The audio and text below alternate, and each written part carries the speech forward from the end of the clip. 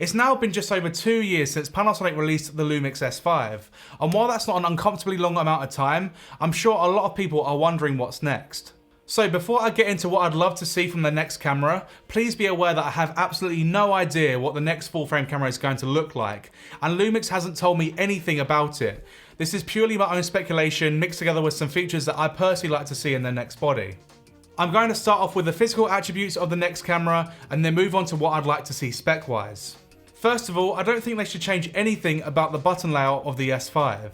For me, it's absolutely perfect, very well thought out, and everything makes sense ergonomically. I do hope that the AF on button is changed to something a little easier to press, since as it stands, that button is the only one I find too recessed and stiff to the touch. If it was the same sort of AF on button as seen on the S1, then I'd have a much better time using it. Aside from that, I wouldn't actually change anything about the buttons or the layout of the camera. Form factor wise, I wouldn't change too much either. Maybe they could implement a similar screen design to the S1H and the GH6, since I think that version of the flippy tilty screen is the most superior mechanism on the market. And it would also be great to see some active cooling vents on the next body as well, and I'll explain why I'd like to see those when we get into the actual specs that I'd like to see. I genuinely think that the size of the S5 is appealing to most people as well, and the IBIS system is more than good enough. So I can't see there being any improvements on that side, since Panasonic are already the market leaders for stabilization in my opinion. I think it would be wise for Panasonic to add a higher resolution EVF to the next model, since the S5 is such a brilliant stills camera and produces amazing photos, but I think that the low resolution EVF puts off a large portion of photographers, since there's much better EVFs out there for not much more money. The S1 has a stunning EVF however, so if they could just recycle that and put that into the next compact S-series body, then we'd be golden. The only other physical change I'd like to see is a full-size HDMI port, and not because the micro HDMI has caused any issues for me personally.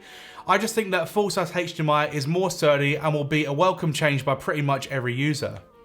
It would also be really great if the USB-C port allowed for SSD recording too, since it's becoming quite a popular recording method due to the cheaper storage costs and more refined workflow.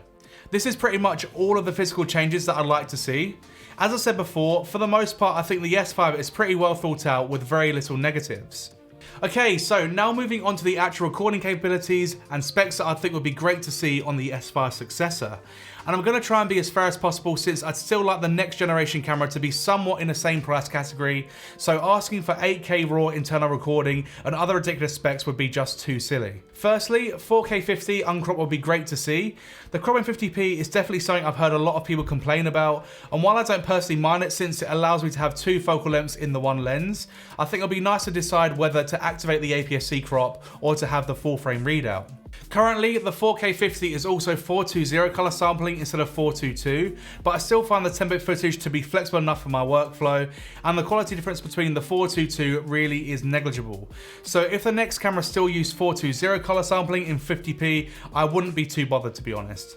And while we're on the topic of higher frame rates, I'd love to see one of two things. Either higher data rate options in the S and Q modes, because currently the slow motion footage from the S5 and all S-series cameras is noticeably worse than the other modes, and it makes it almost unusable if you're using a 4K timeline. Even if the variable frame rates up to 100p allowed for 200 megabits per second data write speeds, I think that the slow motion footage would look so much better. Or it will be great to see 4K 120p but with an APS-C crop, so not full frame. And the reason I say this is because I don't think it's actually possible to record full frame 4K 120p on a 24 megapixel sensor.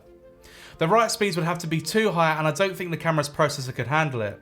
So even if we got 4K 120 with an APS-C crop, and even with only 420 color sampling instead of the 422, I think that would be a huge upgrade from the S5's current slow-mo capabilities. I know one of the biggest complaints of the Lumix ecosystem is poor AF when compared to the competing brands, and I think this is probably the biggest reason as to why Panasonic don't have the largest market share in the mirrorless camera market. Everything else about the cameras is far superior to what other companies are offering, including build quality, ergonomics, menu layout, and image quality. So even though Panasonic are very stubborn with using their contrast detect AF, I think it'll probably be in their best interest to introduce a hybrid-based AF system that uses both phase detect and contrast detect autofocus for more accurate and speedy focusing. It would also be nice to dial down the camera's preamps to less than -12 decibels like we saw with the GH6, since Panasonic preamps are infamously hot when recording audio. And that is pretty much all of the changes that I can think of that I'd like to see in the next generation S-series body. The S5 is already an extremely capable camera with groundbreaking features for the price. And if Panasonic just build on this already amazing blueprint, that'd be a serious player in the market that demands the attention of the majority of consumers out there.